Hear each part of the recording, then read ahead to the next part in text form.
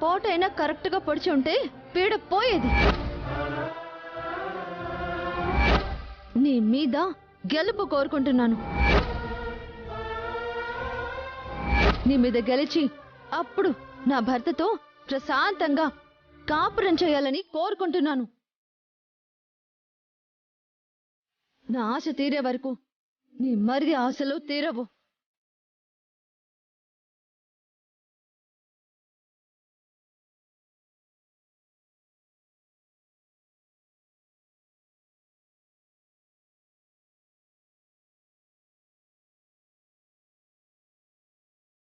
గుండమ్మా, గుండు,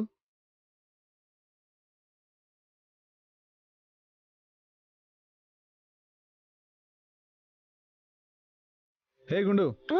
ఏంటండి? పిలుస్తుంటే వినపడినంతగా ఏం ఆలోచిస్తున్నావు? ఏం లేదండి, ఒక చిన్న సమస్య. ఉన్న సమస్యలు చాలవా? ఆల్రెడీ రౌడీ వెధవల దగ్గరకు వెళ్ళి కత్తితో పొడిపించుకున్నావు. ప్రశాంతంగా రెస్ట్ తీసుకోకుండా ఏ సమస్య గురించి ఆలోచిస్తున్నావు? సమస్య నాది కాదండి. మరెవరికి? అది మా ఫ్రెండ్ ఒక అమ్మాయి ఉంది. ఏంటి ప్రాబ్లం? తను ఒకరి మీద లేనిపోని కోపంతో ద్వేషాన్ని పెంచుకుంది. 24 గంటలు వాళ్ళని ఎలా దెబ్బ కొట్టాలా అన్న ఆలోచనతో భర్తకి దగ్గర కాకుండా కాపురాన్ని పాడు చేసుకుంటోంది. అతన్ని అది దూరం చేసుకుంటోంది. తను చేస్తున్న పొరపాటు ఏంటో అర్థం ఎలా చెప్తే సరిపోతుంది కదా. ఎన్నోసార్లు చెప్పి చూశానండి, కానీ అది నా మాట వినిపించుకోవడం లేదు. నేను ఎందుకు చెప్తున్నానో అర్థం చేసుకోవడం లేదు. దాన్ని దారికెలా తేవాలో ఏదైనా సలహా చెప్పండి. నేనా? అవునండి, నాకు ఎన్నోసార్లు మీరు భలే సలహాలు ఇచ్చారు.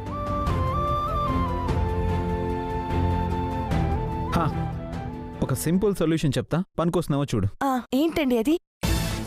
ఏటిలో చేప ఈదుకుంటూ తను అనుకుంటున్న దారిలో పోతుందే అనుకో. దాన్ని పట్టుకోవాలంటే దాని వెనకాలే పరిగెడుతూ వెళ్తే చిక్కుతుందా? అదే ఎరవేస్తే మనం దాని వెంట పడ్డం కాదు, అదే మన దగ్గరకు వచ్చి గేలానికి చిక్కుకుంటుంది. అర్థమైందా? ప్రతి మనిషికి కొన్ని వీక్నెస్లు, కొన్ని ఎడిక్షన్లు ఉంటాయి. గాలానికి చిక్కే చేపకి ఎర్ర వీక్నెస్ అయినట్టు కొందరికి డబ్బు వీక్నెస్ ఉంటుంది. కొందరు పదవులకు లొంగుతారు, కొందరు ప్రేమకు లొంగుతారు. అలా నువ్వు చెప్తున్న మీ ఫ్రెండ్కి ఏదైనా వీక్నెస్ ఉందా?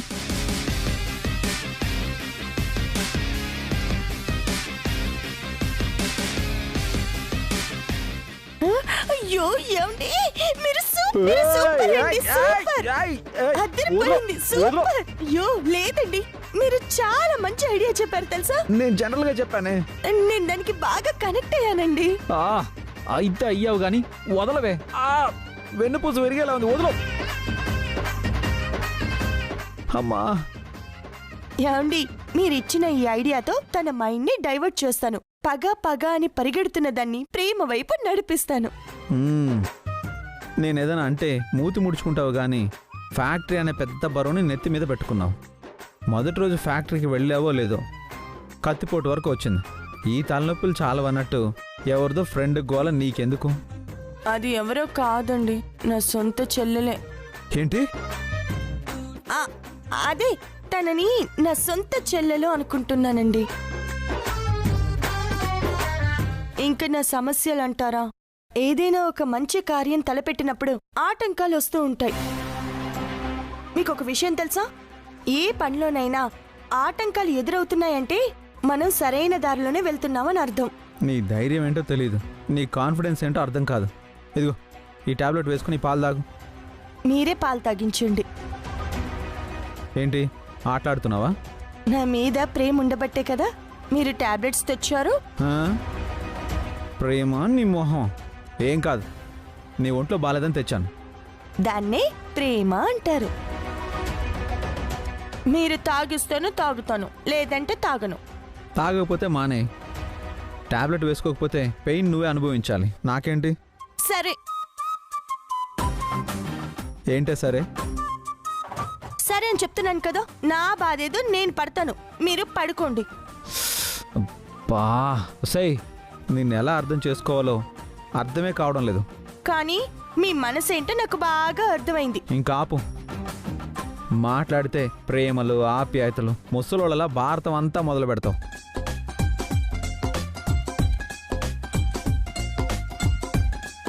ఇదిగో మరి పాలు? పట్టిస్తాను.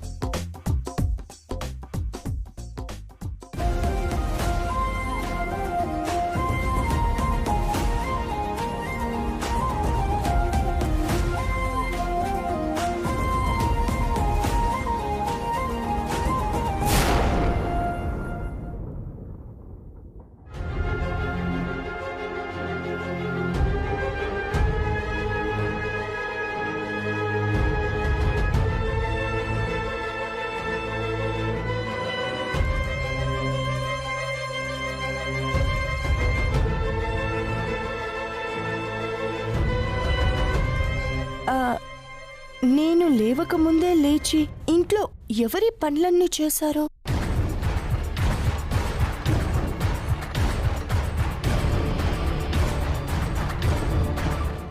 ఏంటమ్మా అలా దిక్కులు చూస్తున్నావు? ఏం లేదు, ఇంట్లో సాంబ్రాణి ధూపం, దేవుడి పూజ, ఇదంతా అది మామయ్య. గుణమా గాయమైంది, రెస్ట్ తీసుకోమని డాక్టర్ గారు చెప్పారు కదా. ఉదయాన్నే లేచి ఈ పనులన్నీ చేయడం నీకు అవసరమా? లేదండి, ఇవన్నీ నేను చేయలేదండి. నువ్వు చేయలేదా? అత్తయ్య, ఇవన్నీ మీరు చేశారా? లేదే, నేనిప్పుడే రెడీ అయి వస్తున్నా. నేను చెప్తాను వదినా. ఐ థింక్ మీకు ఒంట్లో బాలేదని ఈ పనులన్నీ లోకేశ్వరి చేసుంటుంది. గుండమ్మా, కాఫీ.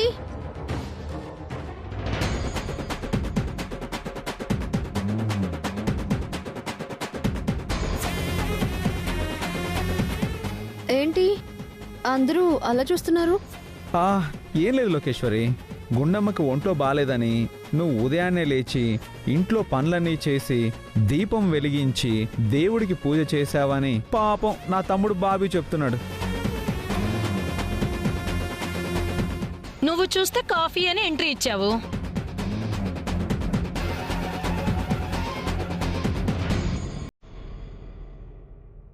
ఇంట్లో మనం ఎవరం చేయకుండా ఈ పనులన్నీ ఎవరు చేసినట్టు?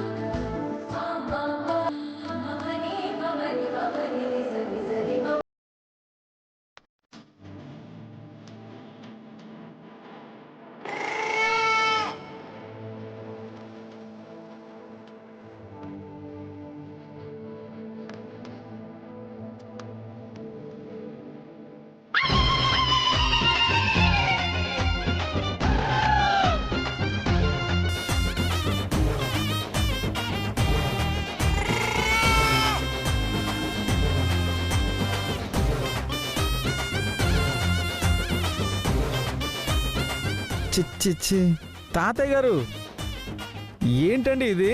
ఏంటయ్యా అది? మీరేంటి చీర కట్టుకోవడం ఏంటి, ముగ్గులు పెట్టడం ఏంటి తాతయ్య గారు?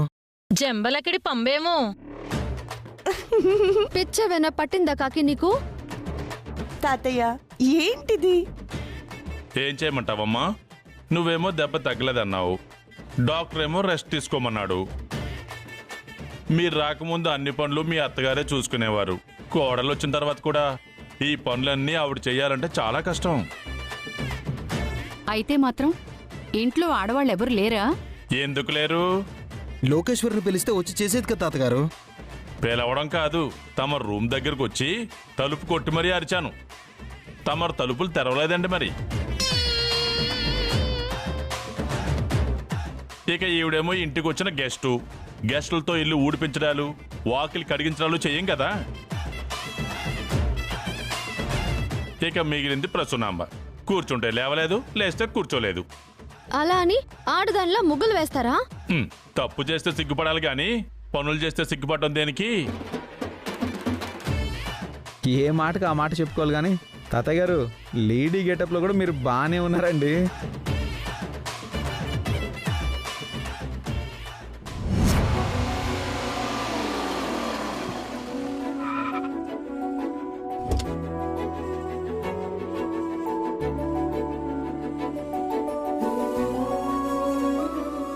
బామ్మగారు, నానమ్మా, పెద్దమ్మా, అత్తయ్య, బామ్మగారు బాగున్నావా గుండమ్మా? బాగున్నావా నానమ్మా? బాగున్నారా? బాగున్నానురా. నానమ్మా బాగున్నారా? అత్తయ్య బావున్నారా? బాగున్నాను. ఏంటి నానమ్మా చెప్పకుండా వచ్చి సర్ప్రైజ్ ఇచ్చారు? చెప్తా. ఏమండి బాగున్నారా?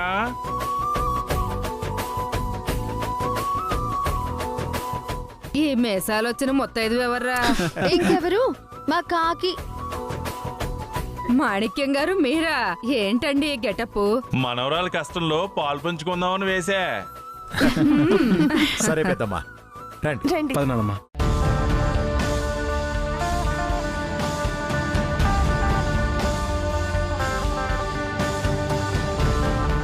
ఇంత సడన్ గా ఆ అరుంధతి ఎందుకొచ్చినట్టే? నన్ను అడిగితే నాకేం తెలుస్తుంది? ఎంత చుట్టమైనా అంత దూరం నుంచి పని కట్టుకుని రావడం ఏంటి? ఇది పండగ కాదు, పబ్బము కాదు కదా. లోకి, నాకెందుకో ఏదో ముఖ్యమైన పని మీద వచ్చినట్టుంది.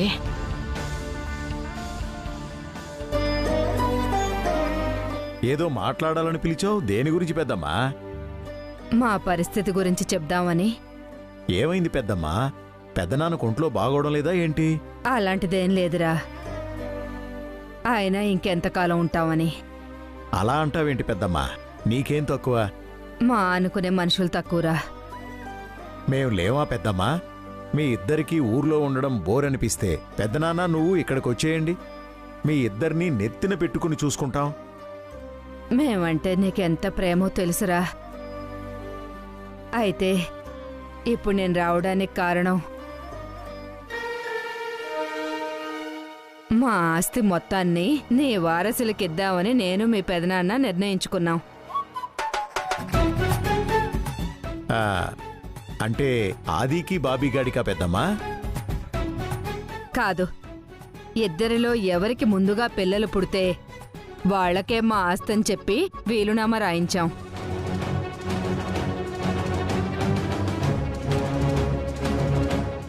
పిల్లలకా? ఆ, అదేంటి పెద్దమ్మా? ఒరేయ్, బిడ్డలు లేకుండా ఒంటరితనాన్ని గడిపాం.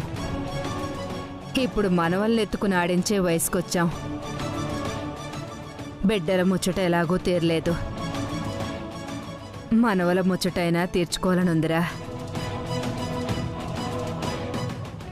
అందుకే గుండమ్మ లోకేశ్వరిలో ఎవరు ముందుగా పిల్లల్ని కంటే వాళ్ల పిల్లల ముద్దు ముచ్చట్లు ఆడుకొని మా యావదాస్తిని వాళ్ళకిచ్చేస్తాం. మొత్తం ఆస్తా? ఎంత లేదన్నా ఈవిడ ఆస్తి ఓ 100 కోట్ల పైనే ఉంటుందిగా. నువ్వేమంటావురా? నేననేదేముంది పెద్దమ్మా? పెద్దనాన్నకు నీకు ఎలా అనిపిస్తే అలా చేయండి. ఒరేయ్, కాకపోతే ఈ విషయం మనిద్దరి మధ్య ఉండాలి. నా అంతట నేను బయటికి చెప్పే వరకు ఈ విషయాన్ని నువ్వు ఎవరితోనూ చెప్పకూడదు. ఏం పెద్దమ్మా? ఒరే, పిల్లల్ని కంటే ఆస్తి దక్కుతుందన్న విషయం తెలిస్తే నేను ముందు పిల్లల్ని కనాలని నీ కోడళ్ళిద్దరూ పోటీ పడితే చచా, లోకేశ్వరి గురించి నేను మాట్లాడను గాని గుండమ్మ అయితే ఎప్పుడూ అలా ఆలోచించదు పెద్దమ్మా. ఈయన కంటికి ఎప్పుడు అది దేవతలాగా, నేను దయ్యంలాగే కనిపిస్తాను. నాకెందుకో ఆ గుండమ్మే ముందుగా తల్లవుతుందనిపిస్తుందిరా. మా ఆస్తి గుండమ్మ పిల్లలకే రాసిపెట్టుందేమో. మాట్లాడితే గుండమ్మని తెగ ఇదైపోతున్నావు. నీకేమైనా నెత్తి మీద రాయి పెట్టిందా ఏంటి? ఛ! ముందుగా పిల్లల్ని కంటే తన ఆస్తి మొత్తం రాసిస్తానంది కదా.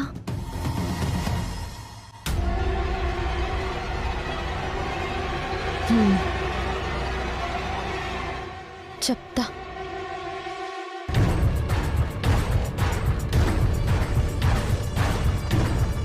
ముందుగా ఎవరికి పిల్లలు పుడితే వాళ్ళకే ఆస్తి మొత్తం చెందుతుందా?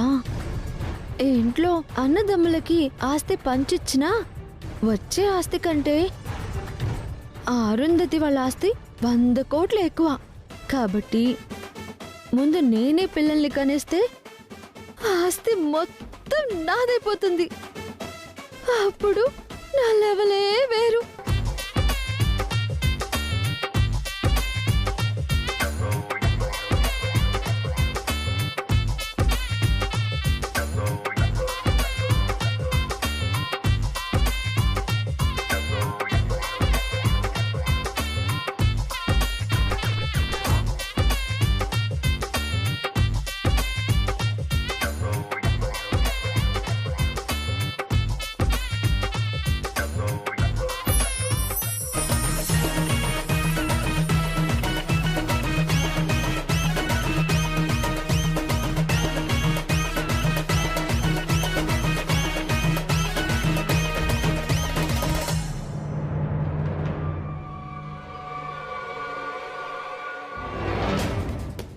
గుండమ్మ మీద పగ సాధించిన తర్వాత కదా నేను డబ్బు గురించి ఆలోచించాలి.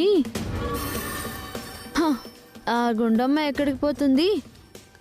డబ్బు నా చేతిలో ఉంటే ఆ గుండమ్మని గెలవటం చిటికలో పని. అది పెద్ద పాయింటే కాదు. కానీ పిల్లల్ని కనాలి అంటే బాబీకి దగ్గర అవ్వాలి కదా. ఇప్పటి వరకు తను దగ్గర అవ్వాలని చూస్తే చీచి అంటూ గంటేసా. ఇప్పుడు బాబీకి దగ్గర అవుదామంటే ఒప్పుకుంటాడా? ప్రపంచాన్ని గెలిచిన కింగ్ కూడా పెళ్ళాం దగ్గరికి వస్తే ఎలా దువ్వాలో అలా దువ్వితే తనే దారిలోకి వస్తాడు. కొన్ని రోజుల గుండమ్మ విషయం పక్కన పెట్టి ముందుగా పిల్లల్ని కని ఆస్తి దక్కించుకోవడం మీద ఫోకస్ చేయాలి.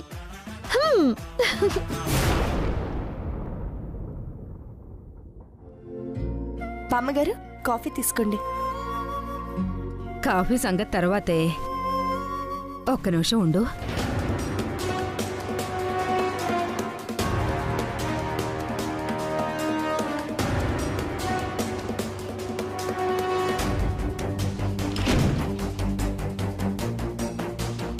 గుండమ్మా, అసలు నువ్వెందుకిలా చేస్తున్నావో నాకేం అర్థం కావట్లేదు. మీరు మావయ్య గారితో మాట్లాడారా? నువ్వు చెప్పమన్నట్టే చెప్పాను. మీరు మావయ్య గారితో మాట్లాడినప్పుడు లోకేశ్వరి అయితే వినింది కదా? పిల్లిలాగా గోడచాటున నక్కి నక్కి వింది. అది గమనించే మ్యాటర్ మొదలుపెట్టా. అమ్మయ్యా, అయితే నేననుకున్న పని అయినట్టే. మీకు పుట్టే పిల్లలకు మా ఆస్తి రాసిస్తున్నట్టు వీలునామా రాయించానని నాతో ఎందుకు మీ మావయ్యకు అబద్ధం చెప్పించావు? చెల్లెల కోసం బామ్మగారు. లోకేశ్వరి కోసమా? దానికేమైంది? లేనిపోని అపోహాన్ని పెంచుకొని దాన్ని కక్షగా మార్చుకొని ఎవరినో సాధిద్దామన్న ఆనందంతో తన కాపురాన్ని తనే నాశనం చేసుకుంటోంది. బాబీ నా చెల్లెల్ని ఎంతో ప్రేమించి పెళ్లి చేసుకున్నాడు. తనతో ఆనందంగా జీవితాన్ని గడపాలని ఆశపడ్డాడు. కానీ ఇది అంటే ఇది బాబీతో సఖ్యంగా ఉండట్లేదా?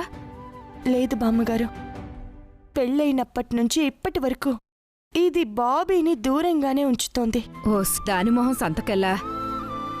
పెళ్లి చేసుకుంది దూరంగా ఉంచటానికా? బాబీగాడిని నీ చెల్లెలు కూడా ప్రేమించే పెళ్లి చేసుకుందన్నారు. మరి దూరం పెట్టడానికి కారణం?